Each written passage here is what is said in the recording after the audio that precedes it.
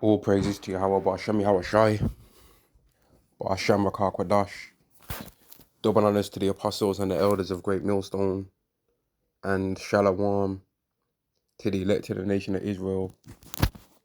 And this is going to be a video on how in the kingdom, man, hypocrisy is not going to have no foundation in our world that we're going to have, man. Right? This is Job chapter 20 and verse 4. Knowest thou not this of old, since man was placed upon earth, that the triumphing of the wicked is short, and the joy of the hypocrite is but for a moment. And the triumphing of the wicked, right, has really been happening since Esau has been ruling. But even during some of our kingdoms, man, wickedness was able to triumph then, right? Except that we was under a covenant with Yahweh, where whenever we did wickedness, we'd be taken down, right? But in Esau's kingdom, because that's the foundation of who he is, his wickedness has not been able to flourish like that. Right, his wickedness has not been able to just be given. His wickedness has been able to flourish, whereas ours wasn't able to. So really, it's Esau's time and the heathens' time in order the rulership that they've been being pretty much joint and sharing together, right?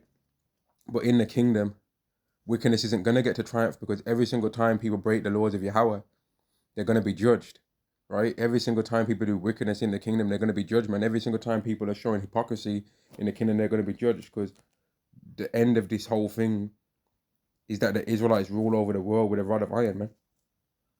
Everyone keeps trying to make it like there's no kind of narrative in the Bible where people are going to put others in slavery and in captivity. But it's just not true. It's going to happen, man. It's going to happen where the heathen nations get put in captivity. It's going to happen. They can keep trying their best to be like, nah, it's not going to. But it is going to. That's the thing about it. It's going to happen exactly this way, man. They're going. They can make it like, nah, they're not going, right? But they're going, man. They're going into captivity, right? The nations are going into captivity under the Israelites, man. This is Revelation chapter 2 and verse 25. But that which ye have already hold fast till I come, and he that overcometh and keepeth my works unto the end, to him will I give power over the nations. Right now, they'll say, oh, see, yeah, but that's just talking about the people that believe are going to have power. No, he's talking about the Israelites are going to have power over the other nations. And there's other scriptures that back this up, where it's clearly mentioned that the Israelites are going to be in a different light than the other nations. Isaiah chapter 2 for one example, man. Micah chapter 4 for another example. And he shall rule them with a rod of iron, as the vessels of a potter shall be broken to shivers, even as I've received my father. So hypocrisy ain't going to get no chance to have no fruit in this world, man. Where if a so-called rich elite Edomite breaks the law, you already know they ain't going to get no judgment, man. You already know they ain't going to jail. You already know that they ain't nothing going to happen to them. But then if a poorer Edomite do something, they might go jail, but for a less of a time than what an Israelite would go. And if a rich Israelite breaks the law, sometimes they might get less of a judgment than a poor Edomite, right? But they're still going to get less of a judgment than a poor Jake, right? And it's only when a poor Jake commits a crime where it seems like these people understand exactly how the law system's supposed to go, right? Because as soon as there's some money involved, no matter what nation you are, the judges of this society are always quick to skew the lines and blur the lines of what is or what isn't wrong. Oh, he's rich, so he doesn't know any better. As if being rich shouldn't mean that you've got more access to knowledge and that you should know better when you are rich. But this society will be like, oh, when a rich teenager like they used to say this, man. When a rich kid, a rich child, and that is growing up and that, oh, they're rich, they're spoiled brat, they don't know any better, huh? That should mean that they do know better, because the rich are supposed to be better than the poor, right? That should mean that they do know better from right from wrong. Whereas a poor child growing up in this world, right, they might break the law and do crimes out of necessity. But people try and make it like they should know the right from wrong when they're living in a world where they are having to do certain things because of necessity. Whereas a rich person breaking the law and doing certain things wrong isn't having to do them out of necessity. They've always been just doing them because they want to. But this world has always tried to skew it and make it be the other way, which is absolutely ridiculous. And even times in my life, I've said that dumb shit, and it's dumb. King David's sons that were doing wickedness, right? They wasn't doing it out of necessity. They were being wicked. Absalom didn't sleep with his father's concubine because he just couldn't find a woman. He was the most handsome Israelite. You understand? He could have found women, all right. He could have found 100 women in one night if he wanted to. He could have got 100 different women to be betrothed to him in one day. He was the most handsome Israelite. If you're the most handsome Israelite, you're the most handsome man in the world. I don't care what no one wants to say. Make an Israelite man be mixed with any other nation, or even just the Israelite man that's mixed with an Israelite woman, right? And that's going to be the most handsome people that you're going to see, right? The most handsome people in this world that look like so-called white men are Israelites. The most handsome people in this world that look like so-called Chinese people, that would be an Israelite. The most handsome people in this world that look like a so-called black man, they're Israelites. The most handsome people in this world that look like an Indian, they're an Israelite. Because why is Yahweh going to give the most handsome traits to another nation? When people see Yahweh Shai, like, people think that they've seen what humans can look like now, right? And they think that they've actually understood what people can look like, and that, and they might see some videos of these YouTubers and they're playing the music in the background and the guy's pulling up with them on the phone and all that. But after you start seeing these people and hearing them talk, you realize that, okay, Yahweh made them be handsome, he made them tall, but they ain't really no different. They're just a mortal man like us. When people see Yahweh Shai, that's not going to happen. They're going to finally realize, well, let me get the scripture, man. They're going to finally realize, like, what it is to be alive. You understand me? They're going to finally realize that there's a whole nother level above what they believed life was about, man. 1 John chapter 3 and verse 2, beloved, now we are the sons of God, and it doth not yet appear what we shall be, because what we're hoping to be, man, we're hoping to be something far beyond this world, man. And what we're hoping to be, we ain't even seen it yet, man. We don't even really understand. Like, we know we're going to be, okay, we know we're going to be immortal. We know that, right? But what are we going to actually be, though? Like, what are we going to actually be like, man? Okay, we know we're going to be immortal, but what does that look like, though? What does it look like to be an immortal? What does it look like to never die? What does that look like, man? What does the skin of an immortal look like? What does your natural body odor be like when you're an immortal? How do you walk? How's your gait? Like, how do you breathe? How does it feel to breathe as an immortal? How does it feel to think as an immortal? What do your eyes look like? What do your eyes see now that your mortal eyes did not see? What's your hearing like? How is it different to hear as an immortal than it was to hear as a mortal? Right? What does your voice sound like? Right? How do you think now? Because none of your thoughts are wicked anymore. So what are you thinking now? How are you viewing the world now that you didn't view it before? We don't understand it yet, right? It doth not yet appear what we shall be, but we know that when he shall appear, when Yahweh Shai shows up, he's going to change everyone's reality, man. Like, when that C-119 scamdemic came through, that changed people's reality, man. It changed the way how these people really thought that they could just go around and do what they wanted to do. All these people that thought they were so rebellious, and I'm going to do what I want to do, I'm going to do what I want. No, you wasn't. No, you wasn't just doing what you wanted to do, because the things that you wanted to do, they got locked off. And all you people that try to think you can try and have places open and that, they sent their enforcers around and closed you out, man. And you wasn't able to just do what you wanted to do, and it stressed you people out. All you people that want to try and make out like you're so rebellious to Yahweh, right? But when it came to trying to show any rebellion to Esau, you didn't have the cojones to do it. And you willingly gave him your shoulder blade, man. But y'all want to try and act brave to the Lord. Nah, you ain't brave, man. Y'all ain't brave to try and run your mouth like that. Y'all are cowards, man. Got the nerve to try and think you can try and open your mouth to Yahweh. Yahweh's patient. That's why he hasn't humbled you people yet. But it doth not yet appear what we shall be. But we know that when he shall appear, we shall be like him, for we shall see him as he is. And when people see him as he is, right, they're going to be scared, man. It's going to be terrifying to see something that you didn't, like, there's plenty of people that have ran their mouth about the scriptures, you know. And when they actually finally see what Yahweh Shai looks like, it's going to terrify them. They're not going to be able to actually handle seeing that, because they've been running their mouth for so long, man. Like, even just one of us, man. And people might have just always see us be calm or calm enough. They might have just always seen us be like not loud and braggadocious. We just kept ourselves to ourselves. And then one day somebody tries us and we just snap and be like, yo, what the fuck's up then, bitch ass nigga? You understand? And we just get on a hype and get angry, right? And let's say you grab the person up and rough them up. Now, I'm not saying nobody should do this. I'm just saying, let's say you just grab somebody up and rough them up, man. Don't even don't even actually hit them. Just grab them and shake them around a bit, man. And then they feel your strength and you're just like, whoa, whoa. And they thought you was some pushover guy. But then it turns out that actually you're not. The world can't even handle seeing that from us. The world can't. I remember one video, man.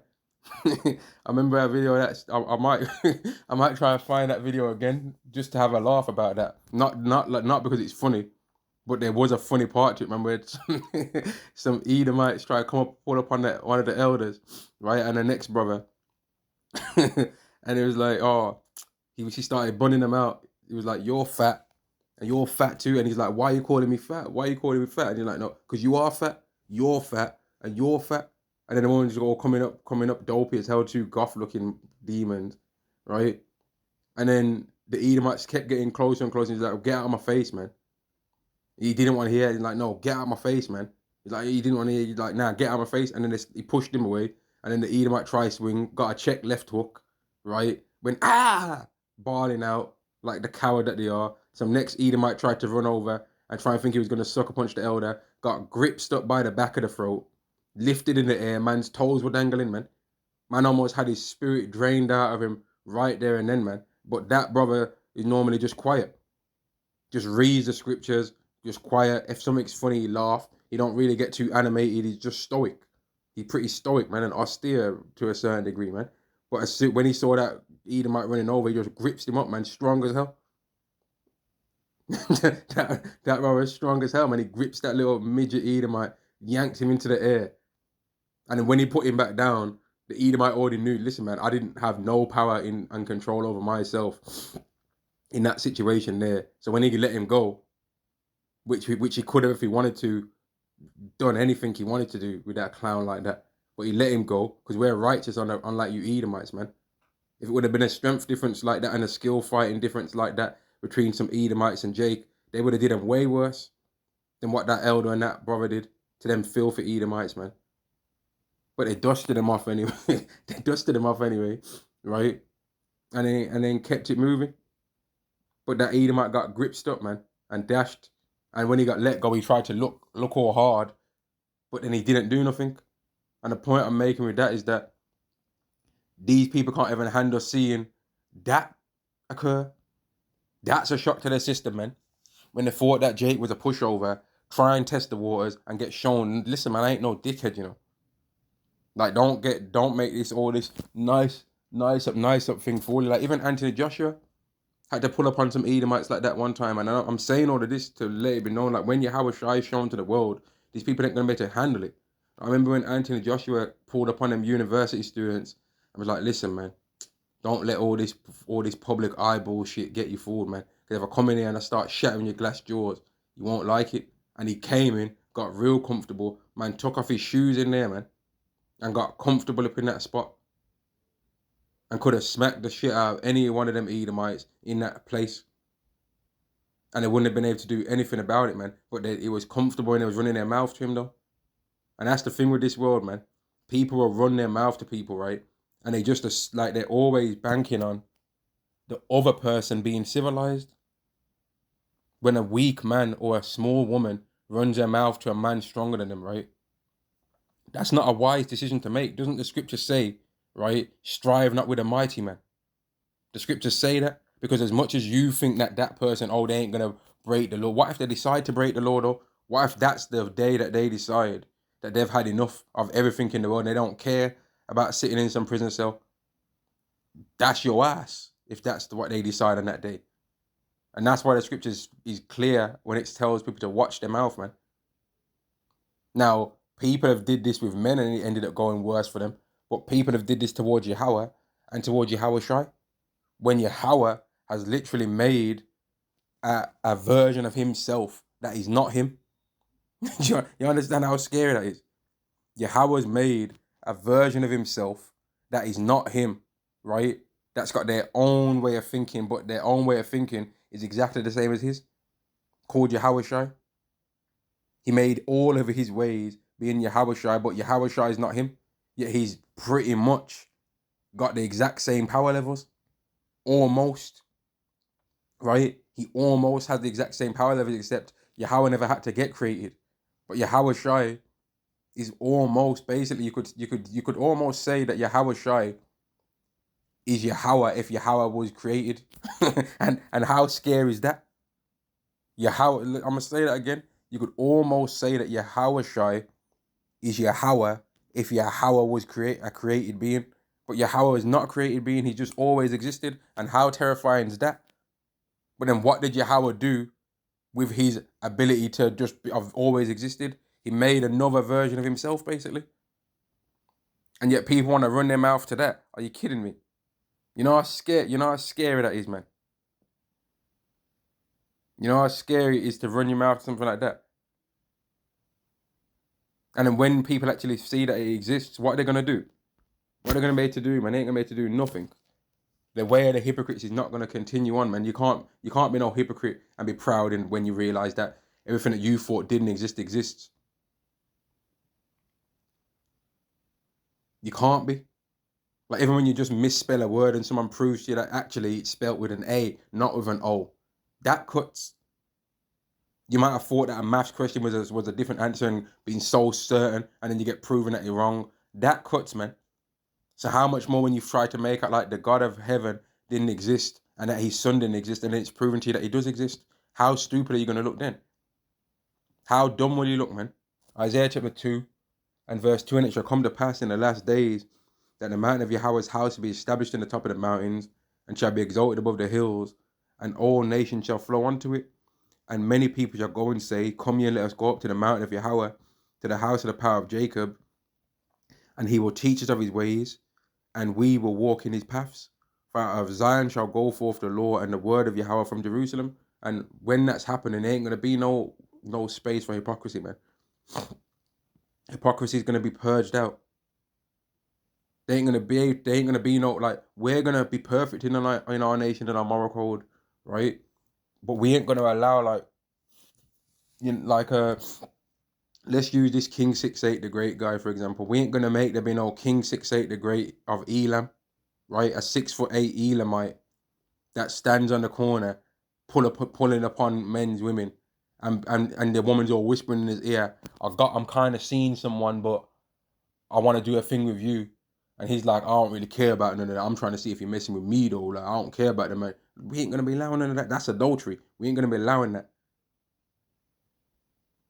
We're just going to look at the chief Elamite over the people and we're like, yo, you already know what time it is. Get the stones ready. We ain't fucking around. Get the stones ready, man. We ain't playing around. We ain't going to be playing around with none of these people, man.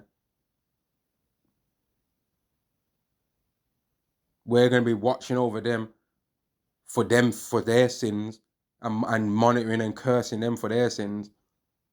The same way how Yahweh is doing that to us, and we'll allow them to be blessed if they keep them as well. We're going to be like a Yahweh over these heathen, man. Yahweh ain't going to have to need to watch over these heathen, because we're going to be watching over them. And Yahweh's going to be watching over Yahweh, Shai, and us. But we're going to be watching over the heathen, man. Everyone's going to get to have their little taste of power amongst our nation. Right? We're going to be watching over these heathen, man, and the heathen are going to get to enjoy being in a righteous world when they're doing the right thing. But Esau, you ain't going to get to be buried with all these people, man, and get to be at rest. You're going to be through. And that's in Isaiah, the 14th chapter. You ain't going to get to be buried with these heathen, man, and be able to be at rest. And you don't deserve to be neither. Verse 4, and he shall judge among the nations and shall rebuke many people. We're going to purge out hypocrisy, man. We ain't going to be allowing no hypocrisy in the kingdom. It's not going to get a chance to flourish, man. Whereas in this world right now, there's hypocrisy with all kind of things, man. There's hypocrisy in divorce. There's hypocrisy in relationships. There's hypocrisy in jobs. There's hypocrisy in law. There's hypocrisy in judgment. There's hypocrisy in prison sentences. There's just hypocrisy all over this world. And it's disgusting to see, to be honest with you. If an Edomite does a crime, they don't view it the same as an Israelite doing a crime. Edomites are running around trying to make it like immigrants and so-called black people are just the worst scumbags on the earth. But then when they see their own people doing the same thing, they don't have nothing to say. But if they was really for righteousness, then they'd be against their own people doing it as well. And they'd be like, nah, we're burning out these immigrants and these black people, so we have to make sure that we're not hypocrites. But they don't care about being hypocrites though. There could literally be an Edomite running some secret underground human unaliving thing and that going and that human African thing, right? And then they'd be looking out the window at Elam doing it, like, oh, there, Elam. What about you doing it? You got anything to say about yourself doing it, man? Since you care about it so much, what about what you're doing? It's the thing that just makes you sick about these Edomites, man. They're just hypocrites, man. They ain't got nothing to say when they see their own people doing things. And it's just sickening. It's truly sickening to actually just watch them make out like they're good people when you know that they're not. Like, we literally know that they're not good people, but they're always trying to deceive and make out as though they are.